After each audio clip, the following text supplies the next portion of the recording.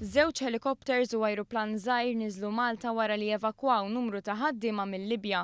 Jidher li fosthom kien hemm ħaddiem Malti. Din id-deċiżjoni ttieħdet fid-dawl li s-sitwazzjoni fit Tripli komplit sejra l-għar. Fl-arsijat l-Ajruport Internazzjonali ta' Tripli ingħalaq minħabba attakki bir-rockets li ħallew nies mejta u kisru 90% tal-ajruplani ipparkjati hemm. Il-helikopters waslu f'pajjiżna it-tlieta wara nofsinhar anke jekk l-ispazju tal-ajru Libjan huwa magħluq. Kif mistenni l-Ministeru għall-Affarijiet Barranin Malti qiegħed isegwi s-sitwazzjoni fil-Libja mill-qrib, dan anki minħabba l-fatt li bħalissa fil-Libja hemm madwar 100 Malti.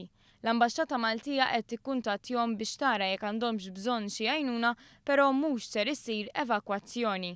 Min-naħa tiegħu il-Gvern Libjan qed jikkunsidra jappella l-għajnuna internazzjonali biex jerġa' jistabbilixxi s-sigurtà. Skont rapport f'midja internazzjonali dan intqal minn kelliem tal-Gvern Libjan wara attakk li sar it-tnejn li għadda. Skont rapporti maħruġa mill-Gvern Libjan kienu minn tal-anqas 7 persuni li sfaw maqtula fl-ajruport ta' Tripli mill-ħadd li għadda l-hawn. Sansitra l-ġnus Magħquda rtirat uffiċjali tagħha mill-pajjiż.